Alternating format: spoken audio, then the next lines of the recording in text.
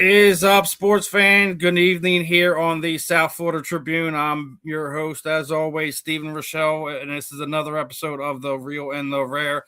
And we got another special guest for you this evening. We are being joined by former Philadelphia Phillies pitcher Tommy Greene. Tommy, I really appreciate the time you're giving us this evening, my friend. Well, thanks for having me on, man. Looking forward to it. Doing a little bit of talking. That's what we do. Yes, sir. Talking some baseball. It's that time of year. Obviously, you know, we've been done since the end of October here, and we're only a few short weeks away from spring training, so everything's ramping up. Everybody's starting to get the itch a little bit. Now we just got to get the weather to cooperate up here and get warmer too, and we really get the itch. Yeah, and then obviously, special year here in Philadelphia as the All-Star Game is going to be back in Philadelphia for the first time since 1996. So it's going to be a fun time in Philadelphia this summer, that's for sure. Well, I tell you what, anytime you get a chance to have the Midsummer Classic in your home city, it's a great thing. I haven't never been a part of it. I had one chance to make him one, but I didn't get picked for it because the managers picked that, and I was scuffling right before the break a little bit. But it's always fun for a city to host one of those, and I feel like Philadelphia is going to put on a good show for them. Yeah, I think we will. I did hear the stadium has having some construction right now. They're extending the the merchandise room, so to speak, in there, getting ready for the All-Star break and the start of the season. So going to be an interesting time at Citizens Bank Park, that's for sure. Oh yeah, they're always doing something to try to make the experience for the fans better, and ultimately that's what it's about, the fan experience. Yeah. So when they come there, they can really enjoy and watch the team that they love play. And there's really no better fans than the Philadelphia fans. So I think it's a great thing. They keep trying to make new things at the ballpark and the experience better for them. Yeah, I mean, I think one of the things someone told me was like their favorite thing was the little mini Citizens Bank Park inside the park, like the little, like I guess on the concourse there's like a little area for the. It's out like in right. It's out like in right field behind. Behind the bleacher, behind the seats back there. It's a pretty cool thing out there. The kids go out there and have fun. They play wiffle ball and all kind of stuff. They have people throwing to them, and they have fun at it out there. Yeah, you got to make it fun for the little tykes too, not just for the the young adults and the adults that want to come in there watching our Phillies play. Whoever happens to be the opponent that given day. Oh yeah. So they got things around Citizens Bank. They do have a vast variety of things for all ages, say to speak, along with obviously the food and stuff they offer, that's ever changing too. I mean, they always try to make the experience better, which is a good thing. That's one of the better ballparks you want to see in the league and come watch a baseball game. Even though right now you look at it, how old's the stadium now? It's over 20 years old. Yeah, it is. So it's 22, 23 years old now more. So they're doing some updating and doing some things, and I think it's going to be real good for the city. To have the Midsummer Classic here too. So. Yeah, Midsummer Classic is going to be something special this year, and you're right. Like it is a little bit over 20 years old now, and nowadays it's almost like once you're 20 years old, it's almost time to look for a new stadium. I don't think we're quite ready. No, nor do we need it.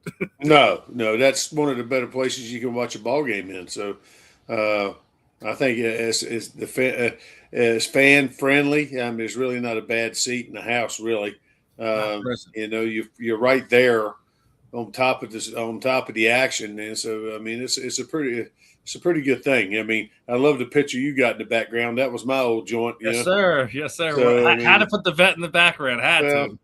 That's the old dinosaur, I call it, and that was my big league ballpark. So that was my first experience inside Veterans Stadium. Was a Phillies Cubs game.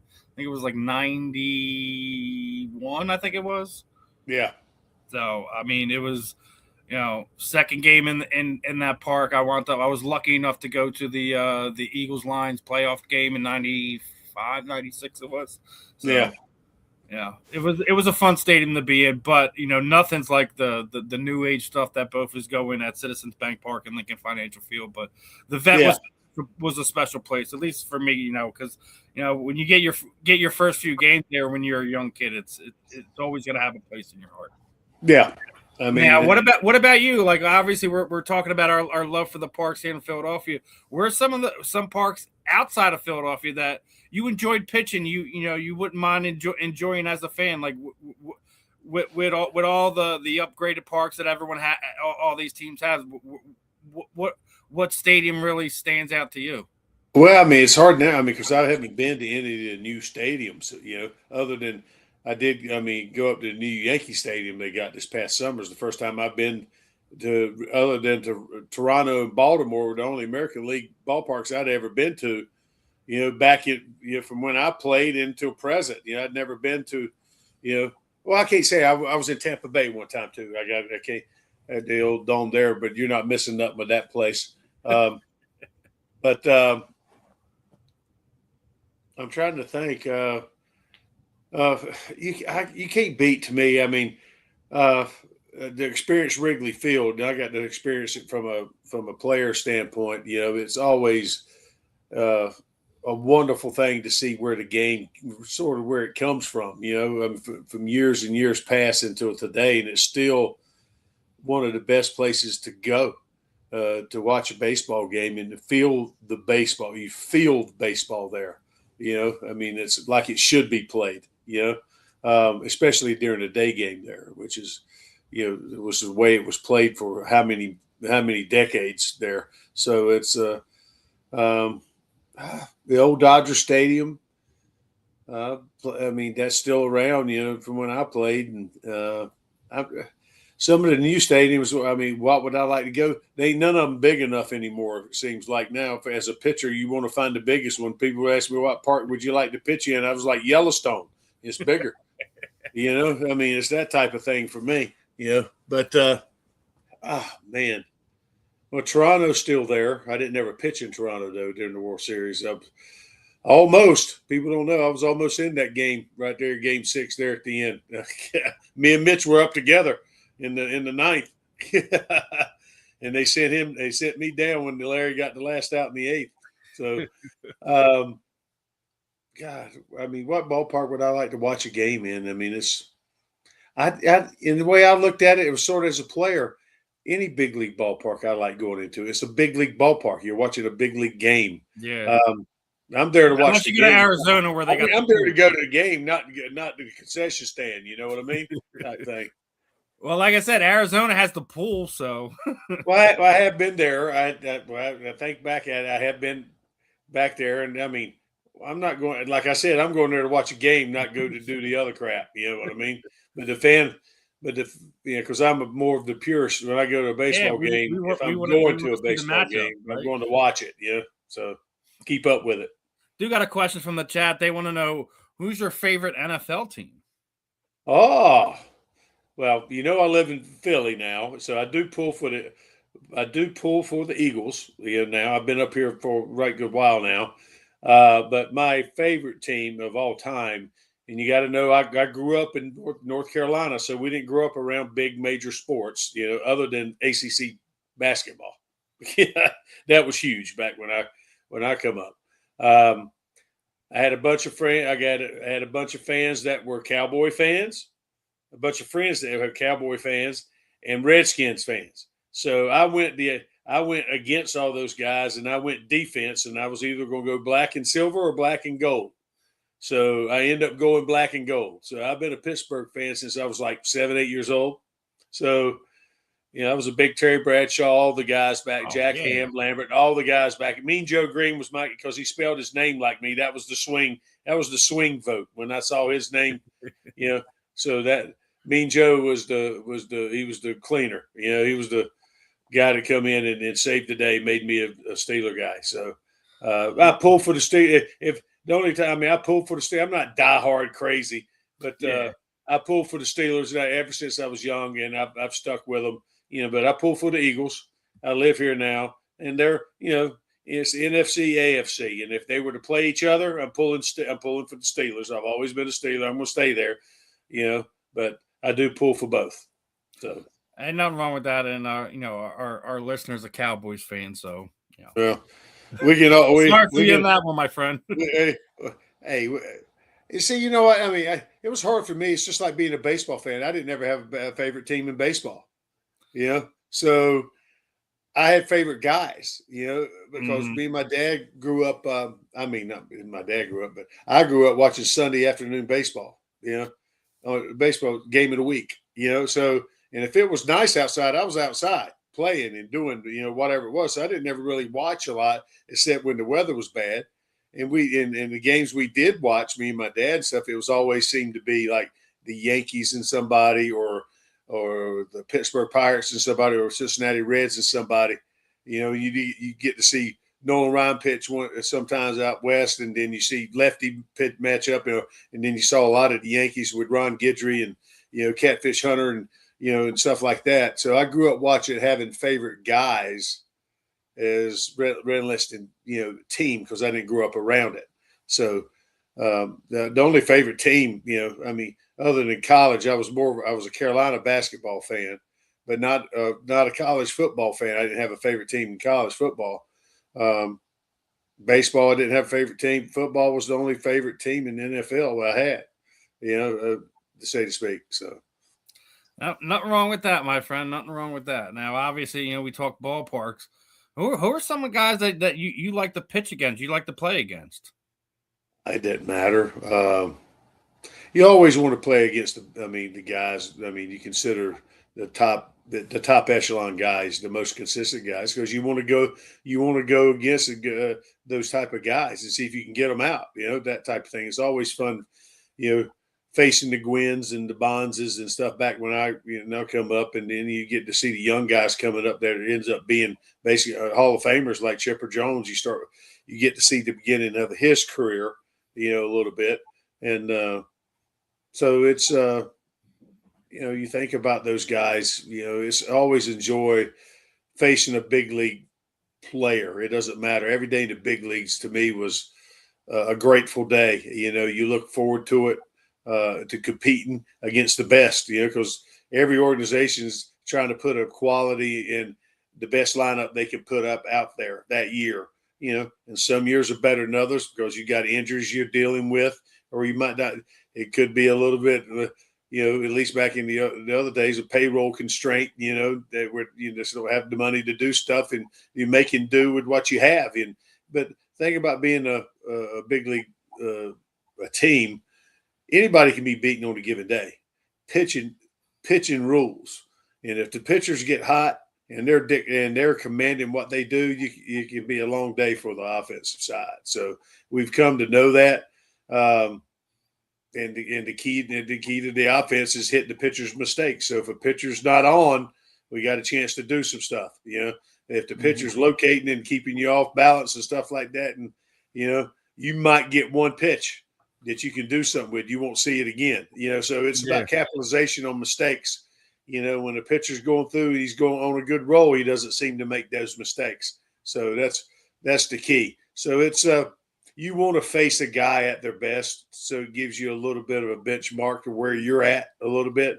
So that's the long answer to what you were asking, guys you like to face. Nothing wrong with the long answer, my friend. Nothing wrong with the long answer. Is no, there anyone you like to watch pitching nowadays? Well, now, who I like watching pitch these days? Mm-hmm. Oh, man. I enjoy the old – obviously I watch Wheeler pitch a lot. And I enjoy watching him the way he goes about his business.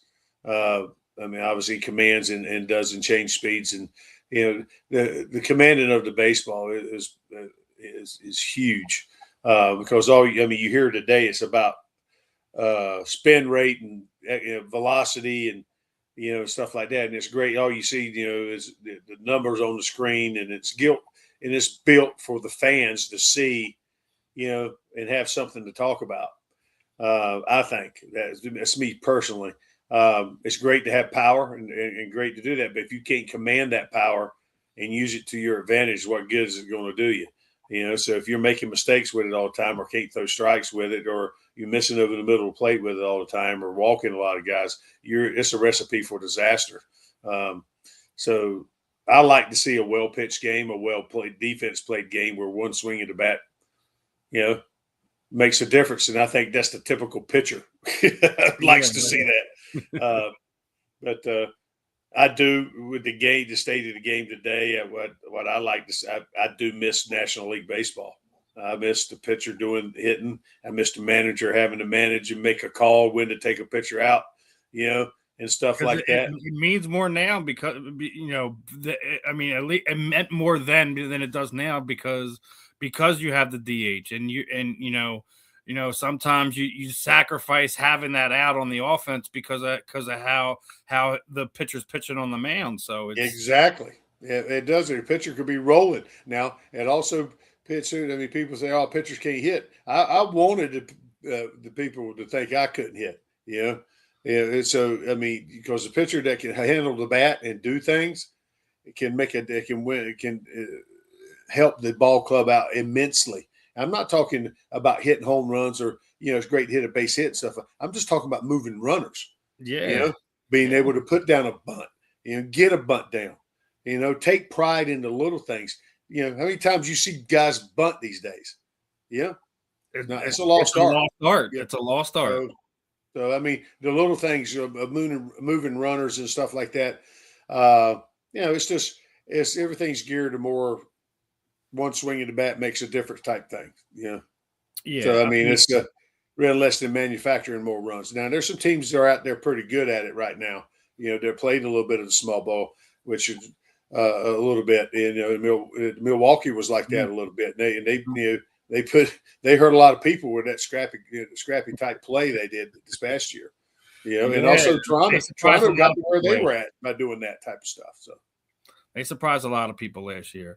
Yeah. And now that we're talking about how much it's changed, like there's a lot of people talking about a lot of different things that baseball needs. We need a salary floor, umpire accountability. We're talking about getting rid of the umpires, increase salaries, less blackouts for some of these fans in other areas to be able to watch some of the teams. Maybe you have a some-planted fan that's stuck in another state that can't really watch the team because of the TV blackouts. Hall of Fame selection system. It's something I beat on this drum all day long. I think if we're gonna do Major League Hall of Fame voting, take the writers out of it, please. I've had enough of it. I want it in either the former players or the Hall of Famers that are alive to be able to vote. Give the writers a vote, but don't give them the majority of the vote where they're controlling who gets in and who gets out. Yeah, I see what you're talking about there, and I haven't been really up to the verse on the Hall of Fame type thing. It's just I grew up, being on the pitching side of it, being, you had to be right there at 300 wins to be in that category. I think that sets you apart because it's the Hall of Fame for a reason. Mm-hmm. Yeah, for a reason. I mean, I agree. It shouldn't be the Hall of Very Good. It should be the best of the best. Yeah. So. And that's the way I looked at it. And guys who got to those numbers stand for something. It's about the longevity, the health, and everything else that goes into it to be able to pitch that long to get there. So it's. I mean, there's some things that go into it. I mean, the guys haven't got in, and it's such a finicky subject to me. I mean, everybody's got their own opinion, and that's it's their right, and that's what's so great about it. About that is, I mean, mine's more of the old school being it. The criteria is going to be a higher because I think you don't have to have somebody that goes in the Hall of Fame all the time, every year or whatever, just for the sake of inducting somebody. I think you got to have the numbers to prove it, and if it doesn't match up to it, you don't put them in. So somebody's got to set that criteria, or go back to it and make it that way, or having a system that that sets people apart. It shouldn't be that you want the best of the best to be in the Hall of Fame. You just don't want to give in to just anything. I think they not guys who are being considered for it. They're well deserving of the accolades they're getting. It's just I think that to be in the Hall of Fame, there's got to be some kind of cutoff point.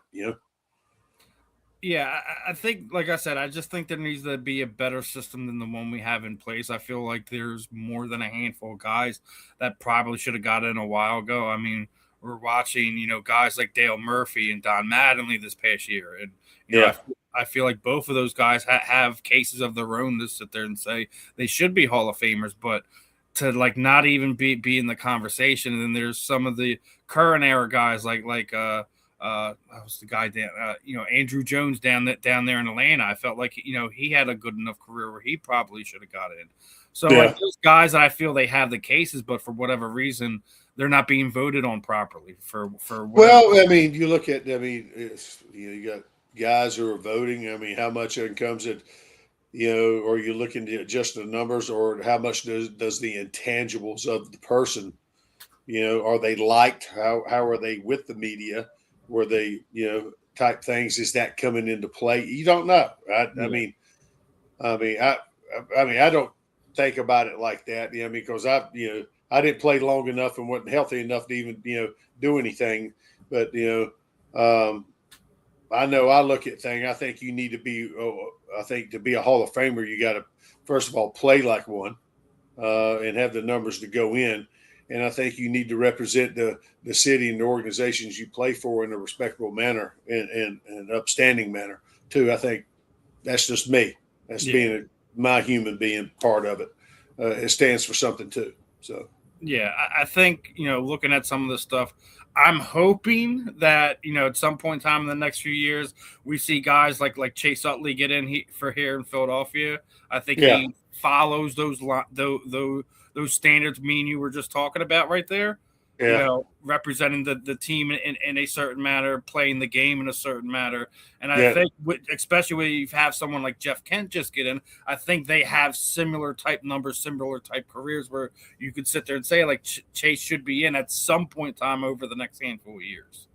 Yeah, I mean, it could very well be the case. I mean, and you start, I mean, it comes down to the number crunching thing is what they want. How a guy plays the game means a lot to me. If you play the game hard in the right way, that's what you want. And you start dealing, with guys who play second base, and is there criteria you kind of go to? Are the numbers there to support? I don't know Chase's numbers, right off the top of my head, but I mean, for the sake, do you let somebody in? I don't know. I mean, I think he's got a pretty good case. We'll find out. It's the Hall of Fame, not the Hall of Very Good. Yeah, that's right. I mean, that's and the bottom line, that's what it is. Yeah. Now, one thing I wanted to ask you about, it's something that's popped up over the last few years, is the World Baseball Classic. Obviously, we got a couple Phillies hopping in this year. Here's Bryce Harper at one of the recent ones a few years ago. Would you have liked to have been able to have the opportunity to do something like that? What Major League Baseball has done with the Baseball World Classic? I mean, yeah. I mean, you look at it. I mean, it was tough enough to me to stay healthy. I mean, yes, I would love to represent my country in something like that. What it stands for and what it does to unify and make the sport a global type thing that's going on, which is pretty huge. But you're asking also guys, I mean, especially on the pitcher side of it, to get going like they are, to do things. I mean, I think there's a risky side of it too for organizations, that put this type of money in guys and to play, for that. I mean, to answer your question, I would love to have been healthy and played at it, that type thing, because how many chances do you get the chance to play for your country like that? Sort of like play, like that, and then represent, and also being able to back in the day, like play in the Olympics type thing, which was a huge thing. I mean, it stands for something. So I think it's a good thing, and then you can see the passion that other countries and stuff that you go play that come play have for the game too. Which is, I mean, that's what we want in the sport of baseball, is make it more global. So. That's I think the next goal for baseball, and I think it's something that they are working on, is being more global. We had we started off last year's baseball season in Japan, so Yeah, I think it's something we should look into more. But where it's not hurting team players, etc., where it makes sense, so to speak. Yeah, agreed. Agreed. Baseball classic aside, we were just talking about Hall of Fame and stuff like that. This past season, we just heard that former Phillies pitcher Max Kelper just got hit with an 80-game suspension for performance enhancing and drugs, and he couldn't hit the broadside of a barn last season. Do you think that when you see stuff like that, we shouldn't be as hard at some of these guys who are probably be not giving Hall of Fame opportunities because they were involved in stuff like that, like a Barry Bonds, like a Roger Clemens and stuff like that? Well, I mean, I know people's got their own opinions about things, and I have mine. I still think one of the best players I've ever seen played against was Barry Bonds. On the field, I mean, off the field, I mean, did I like the person? No, I did not. I didn't like the way I could care less 2 cents about it, the way when I played against him. I mean, but he was one of the best players I'd ever seen, play. He had the 5 tools and he did well. I've never seen nobody, people talk about how big he got and all that kind of stuff. And I said, but people don't know. I mean, he hit home runs and stuff the opposite way when he was, say to speak, skinny. He had that caliber. He had the things before. I hated him when he played in Pittsburgh, watching him play against us. It was murder. I mean, and I played against him, I played against both. And see what was so impressive about him, is, when, say to speak, when he got bigger, people say, no, he's doing it, whatever he's doing. It doesn't matter. You're still hitting a round ball with a round bat. And there was still nobody ended up being better than him. And he basically rarely got pitched to. And if he did, he got one pitch a ball game maybe to hit. And he didn't miss it. That's nothing. That has nothing. Steroids have nothing to do with hand eye coordination. He stopped swinging. He didn't chase. He would chase a little bit when he was younger. He stopped chasing and knew the strike zone, and he didn't go outside of it.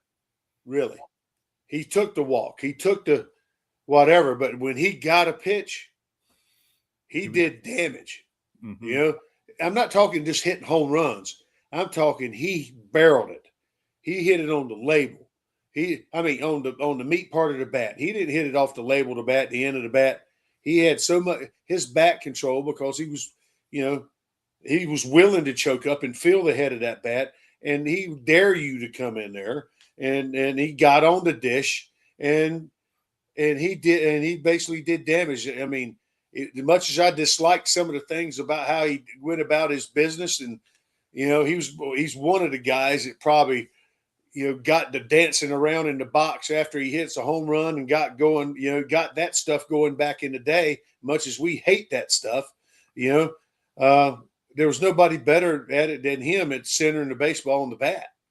To me, the guy, is with the way things has happened these days and the criteria they're letting guys in the Hall of Fame that, they ain't got the numbers, and then now you got the guys that should be. It ain't in.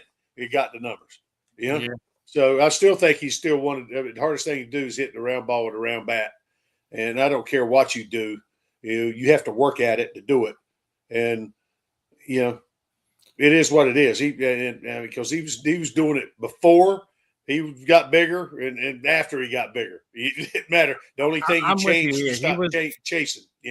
So he was a special guy. Like I said, yes, he was. I hated when Pittsburgh used to come into town, or when the Phillies used to get matched up against him, because playing against him and Bonilla and Van Slyke and them guys during that time, it was like, all right, well, let's see how our guys pitch against them today. And well, I remember back in the day we fared against them pretty good. I mean, believe it or not, even though we were struggling as a unit, there's some. we matched up with him. I remember pitching to get him a right good bit, and I mean we matched up pretty good against those guys. You know, it's I mean, it was the rivalry you that enjoyed playing that team because they had such a good ball club. Yeah. And I mean, it was a welcome challenge. I know it was as a pitcher to face that lineup. And you pitch a good ball game to keep those guys down and give yourself, and you win a ball game. That's a pretty good feat. So two more before we get ready to wrap this one up. One of the things is obviously off season, a lot of things happen. We signed Schwarber. There's still debate on whether JT Realmuto gets signed. Now the recent rumors over the last few weeks is the potential of Bo Bichette coming to Philadelphia, as we just lost Ranger Suarez to Boston, that they may be falling out of it. Do you like that the potential of adding a guy like Bichette into the lineup? You get a good right-handed bat in there to possibly protect somebody like a Bryce Harper? Well, I mean, you're always welcome. I mean, the type of ball player like that can offer some protection or offer that caliber that can make a difference. He's not. I mean, he plays good baseball. Bo does, and if it's feasible for them to do something like that, and they can get it where they can make it work. Because it's not an open-ended checkbook all the time. You got to make some decisions. About things, and I mean, do they pull a trigger on something like that? It'd be great to have a guy like that, but is it feasible? We're gonna wait and see on that, because JT's gonna make. I think that's the bigger need than anything. I thought it was the biggest need of the offseason. Everyone underestimates that pitcher-catcher relationship, and he handles that rotation so beautifully, man. It's a huge thing. But I mean, I think there's got to be the meeting of the minds, a little bit.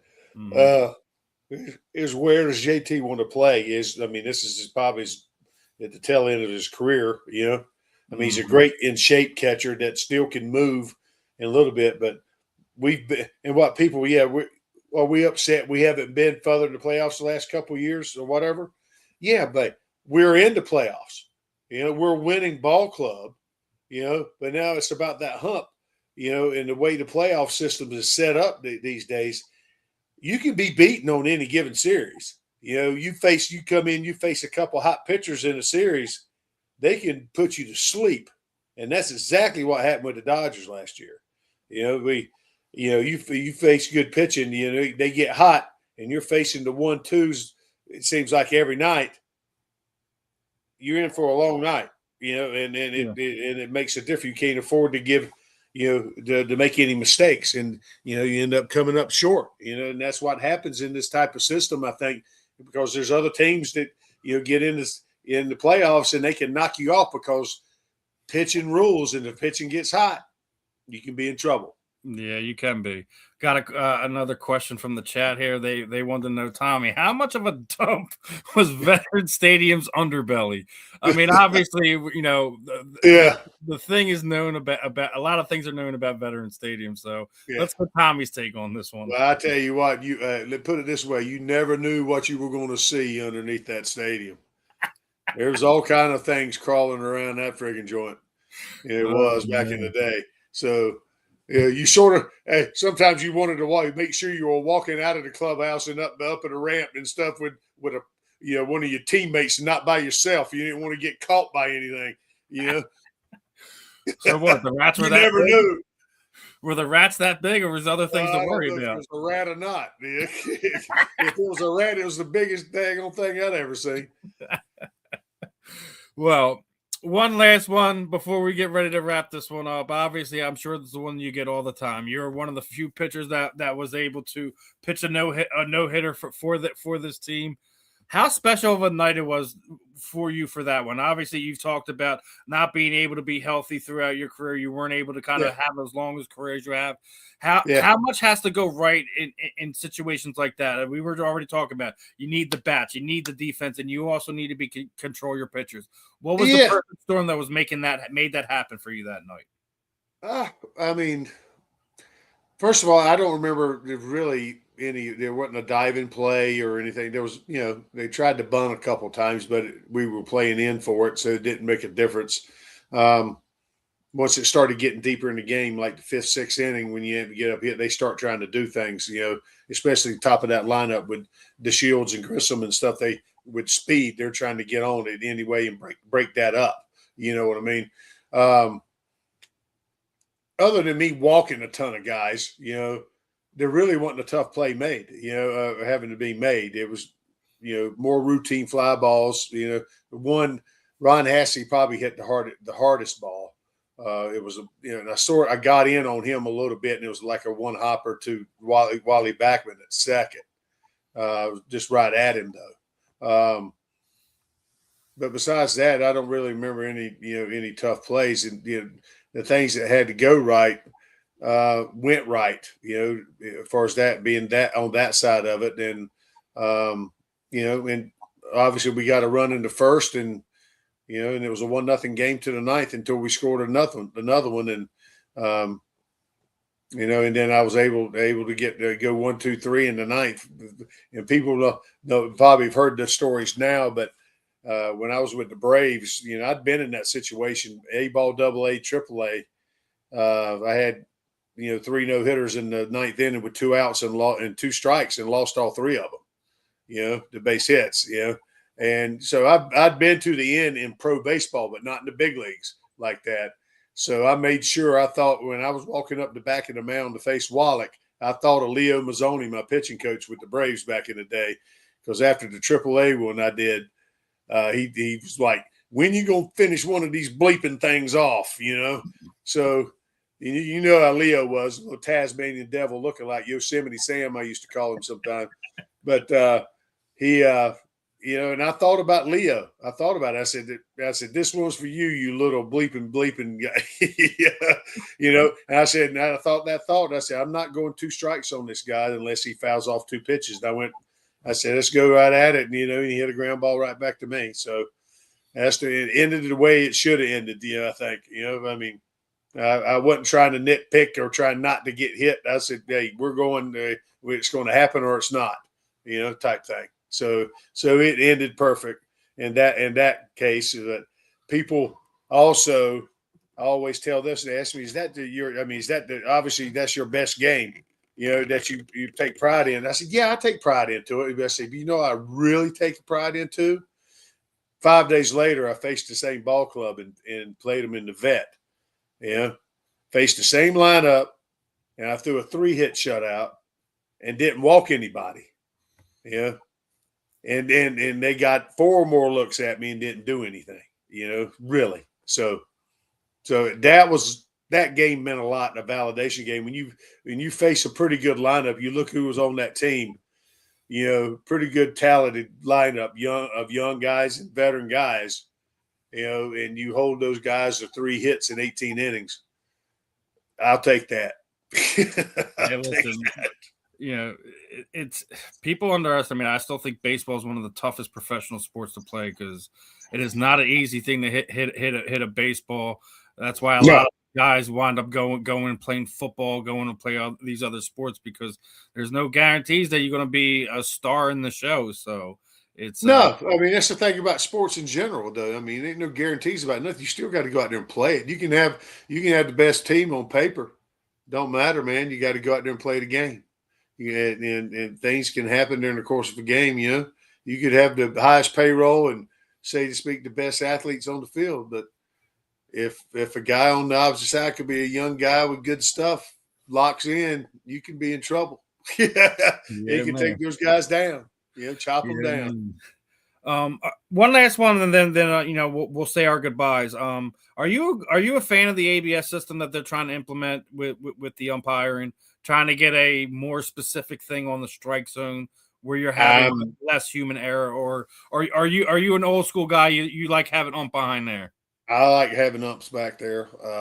I know everybody wants to be perfect and have everything right. They're trying to speed up the game and make it quicker. To me, I mean, with replays and after every close play, they're stay waiting in the dugout, and then they've changed the game so much for me. It's I mean, I like the old school way. I mean, I like the human aspect of the game. I thought the umpires did a pretty good job over all the years at doing their job. Yeah, did they miss calls? Yeah. Is life perfect? Is everything supposed to be perfect? No. I think that's what's so great about the game of baseball is the human aspect of it. It gives the reporters, gives the fans something to talk about. You know, I mean, it's they've shortened the bases by making them bigger, trying to make guys run more. They've tried to speed up the game by putting a clock in it. You know, I was always under impression if you had to leave, you leave and listen to it on the radio. Listen to L.A. and Fransky on the radio. That's what I did. That's what I do. If I had to go somewhere, I left. I go. Why do you have to speed up the game for the sake of trying to speed somebody up? One of the best things, the way I was taught to, when things start getting out of the control out there on the field, when things start, as a pitcher, you got to slow it down just a touch. You got to, wait a minute. Right now, you can't wait a minute. You can't even wait 15 seconds. I know you can't. Things start getting out of control. Sometimes you got to find a way to take it back into control. You got to calm it down a little bit in your mind, to keep it from racing, so you don't make mistakes. Mm-hmm. Too many or another mistake that could cost. That could be a young guy's one pitch away from being sent down to the minor leagues and possibly never coming back up. But if he calms it down, he's that one pitch of getting out of that inning and staying there. Yeah. You don't know. So I'm a big advocate of, just the way the game, it was supposed to be played for over how many years it's been played, 200 years or however, how long it's been played. I don't know, 150 years. But it's, but that's the evolution of everything.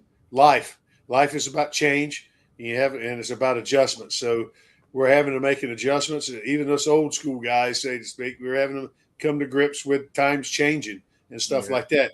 Do we have to like it? No, we don't. But that's just the way it is. You just got to come to grips with it and try to find to make the best out of it. Now, will I like watching games that's got like that? No, I probably won't. I don't like having the box up on the screen watching what strike. But I like watching catchers, move and the way they receive stuff. Usually they don't sit off the plate too much at all. So if they're moving and catching a ball, it's a ball. They're just making it look like it's a strike, for the most part. They framing it up for them. Yeah, for the most part. If they move it to them. Back in the day, you could, if you were trying to frame too much, the umpire would yell at the catcher, "Don't show me up. Don't try to do that." They didn't like that, But now, you got guys doing now. They don't even squat down like a normal catcher anymore. They got one leg, they're on one knee. It's gotten to such a science. Mm-hmm. That's the thing. Which is fine. You're always trying to look to get the best out of your body and the best out of your ability, and I have to say that about today's game.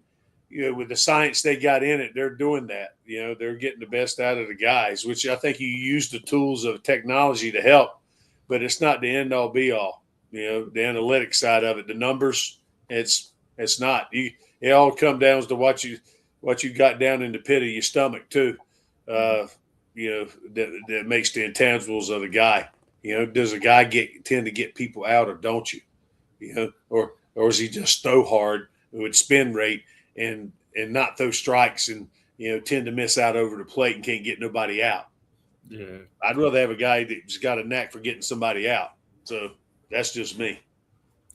Well, Tommy, it was an absolute blast having you on here. What I typically do here at the end is kind of throw the proverbial microphone over to you. Anyone you would like to thank, anyone you tell people where to follow you on the social media sites, any appearances that you might be doing in the future. Yeah. If you have like a nonprofit organization that you want to shoot out to, the time is yours, my friend. Well, they can find me out there on the social media type thing. We got more involved with a friend. He's a buddy now.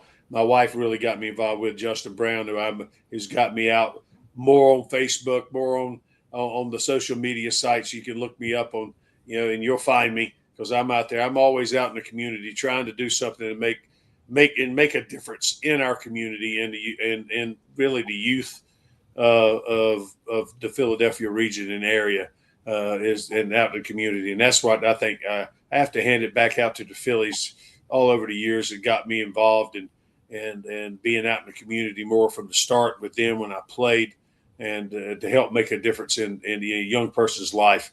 The cancer is stuff that's real passionate for me and my family. We've had some people that we really care about that made a difference in life. And one in particular was Darren Dalton. He's the reason why I'm with my wife today. Losing him to glioblastoma and brain cancer is a huge thing. That we try to make a difference and stand for Darren's foundation at DarrenDaltonFoundation.org. So people, can find ways to support them at some point. And we would greatly appreciate that. But while we're also involved in a number of different things, charities, and I do a lot of, charity golf outings and stuff like that to support the cause for a number of different, not just cancer, but a number of different things involving pediatric and stuff, problems that kids have in hospitals and stuff like that. So to help raise money for different things. So that is a huge thing. It's one of my passions because is to help the young kids and the young families that go through this type of stuff. And, and I love to play golf and stuff like that. So, I mean, it kind of works hand in hand when we're able to do stuff like that. But the social media side of the thing, we try to bring awareness to different things. And I have to credit Justin Brown, who I deal with now, who helps me out. Me and the family. My wife has got me involved with Justin. She's the backbone of who we are here at the house. So, I have to give her all the props in the world for that. So, I mean, just look for me out there. You'll see it. I'll be out and about, so. Clip it. Yeah. I'm also I'm glad you mentioned Justin because he doesn't get enough credit for what he does. No, he does. Putting fans and athletes together in the tri-state area, but also Darren Dalton. I remember my kids were real young. Went to one of these signings right before I was about to go do a family event, and my daughter was having one of these daddy moments. So I'm going to go get an autograph from Darren. I had a ball and a card I was getting signed, and she was trying to get in on it. So he literally grabs her, make sure she gets up in the picture and stuff like that. It's like one of those things that I'll never forget. And he's always been one of my favorite Phillies of all time. So there's not a better person. I miss his smile. I miss the kiss on the cheek you always got when you come into a room with him. He was always had that smile. I mean, he's sorely and very much missed in our family. He was it was a sad day. It was a sad day for us.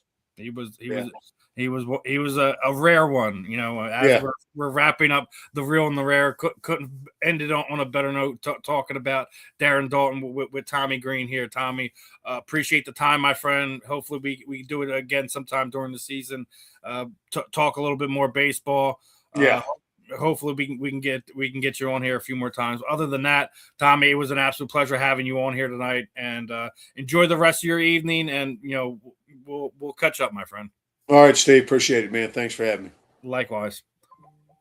All right, everyone, that was Tommy Greene, the one and only, and another fun episode here on the South Florida Tribune, the real and the rare episode. It's a great thing when you're able to kind of catch up with some of these legends, hear what's going on with them, things that they're involved with in the community, their thoughts on the game of baseball today.